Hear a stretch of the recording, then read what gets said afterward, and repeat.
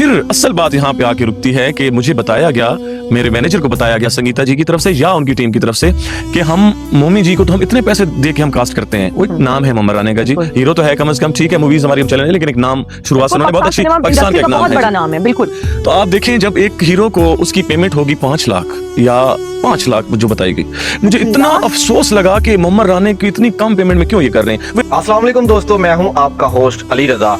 तो आपने ज़िशान रोकड़ी साहब की बात सुन ली। दरअसल मैं यहाँ पर कुछ चंद चीजें जो हैं वो डिस्कस करना चाहता हूँ। हमारी फिल्म इंडस्ट्री, ड्रामा इंडस्ट्री, हमारे जो सुपरस्टार हैं, जो पाकिस्तान के जो सुपरस्टार हैं, बड़े बड़े नाम जिस तरह मोहम्मद राना साहब हैं, शान साहब हैं, इसी तरह फवाद खान साहब, ये चंद नाम मैं आपके सामने ले रहा हूँ। ये हमारी पाकिस्तानी इंडस्ट्री के सुपरस्टार लोग हैं। सुल्तान राही साहब के दौर की बात कर रहा हूँ, ठीक है।